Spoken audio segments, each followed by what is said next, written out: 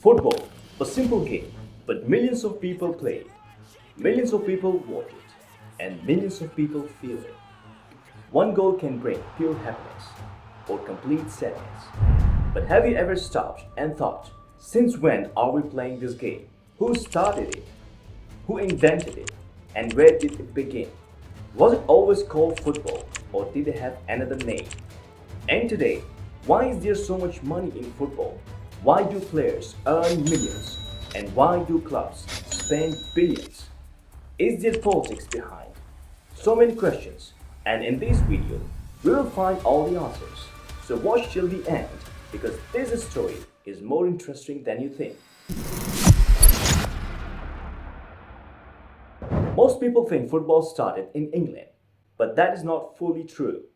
More than 2000 years ago, in ancient China, during the Han Dynasty, there was a game called Kuju or Tsuju.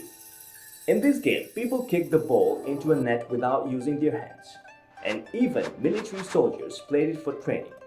It looks very similar to modern football, but over time, especially after political changes and the fall of old dynasties, Kuju slowly lost importance and eventually disappeared.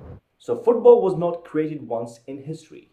It came, disappeared, and later reappeared in new form in Europe many centuries later. Now we move to medieval England, and here football was very different. It was not really a sport, it was a chaos. Hundreds of people played together, and there were no proper rules, no limits, and even fighting was normal. It became so dangerous that the kings in England tried to ban it. Yes, ban it. So think about this. A game that was once illegal became the most popular sport in the world. How did that happen? The big change came in the 80s when schools in England tried to control the game. But there was one problem. Every school had different rules. Some allowed hands, some did not. Because of this, matches often turned into arguments. Then one man, Ebenezer Cope Morley, helped change everything. In 1863, he helped create a common set of rules, and the Football Association was formed. For the first time, football had structure and clear rules, but not everyone agreed with these rules.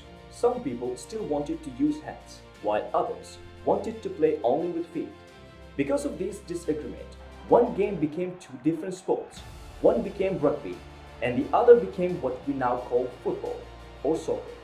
The word soccer actually comes from association football, but at this point, football was still mostly limited to England. So how did it spread across the world? The answer is the British Empire. As Britain expanded to different parts of the world, they took football with them to countries like India, Brazil, and Argentina. But here is the interesting part. These countries did not just copy football, they improved it. Brazil made the game more creative and skillful. Argentina made it more emotional and passionate.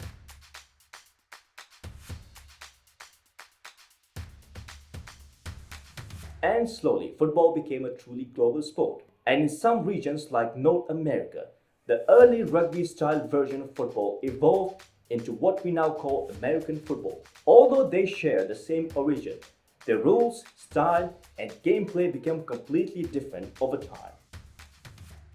Now comes the most interesting part, money. Today, football is not just a sport, it's a huge global business. Every year, football generates more than 250 to 300 billion dollars worldwide. When you include clubs, leagues, TV rights, sponsorships, tickets, and merchandise. Big clubs alone earn hundreds of millions every year. For example, clubs like Real Madrid from Spain and Manchester City from England can earn around 700 to 800 million dollars in a single year. Yes, in just 1 year.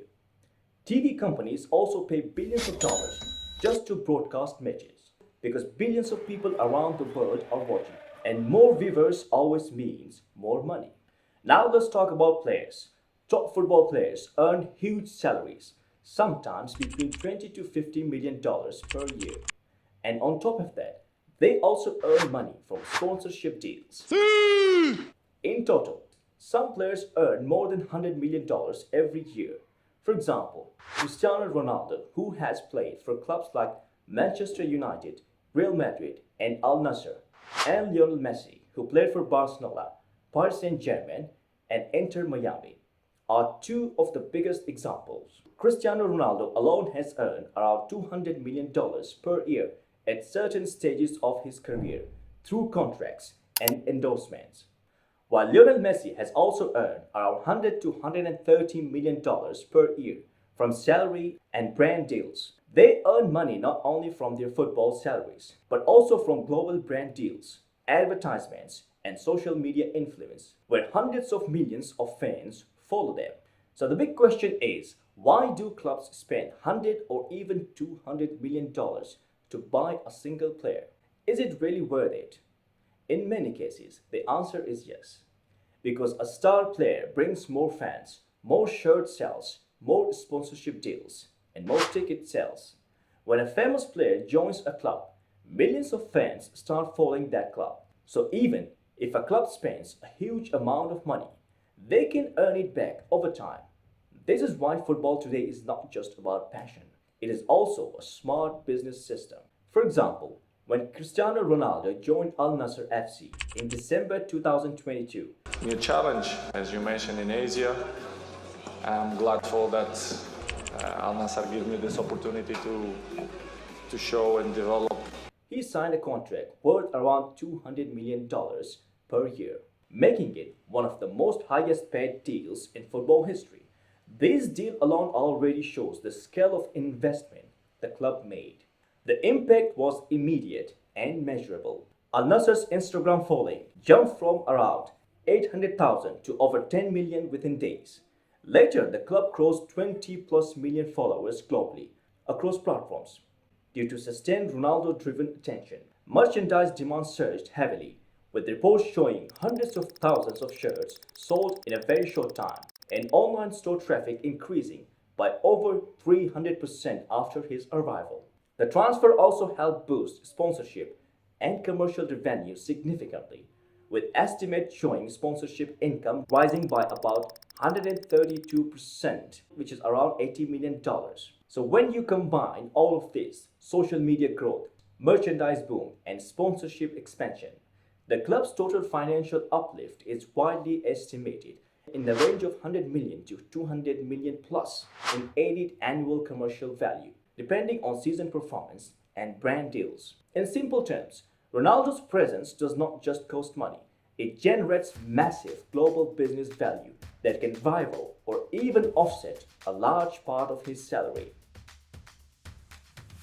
Now, let's talk about power and politics. In 1904, an organization called FIFA was created to control international football. FIFA decides the rules, organizes major tournaments, and even selects which countries will host the World Cup. But hosting the World Cup is not just about sport. It brings money, global attention, and political influence.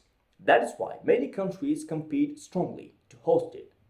So we have a winner for the 2026 FIFA World Cup.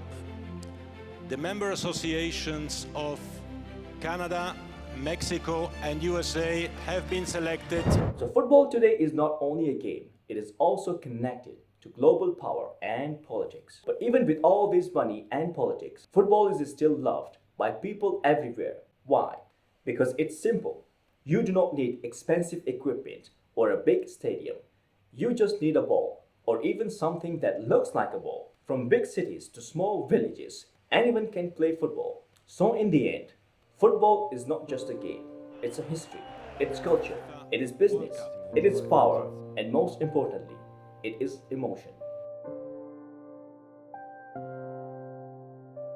And that is why it connects the entire world. If you like this video, share it, because understanding football is also a way to understand how the world works.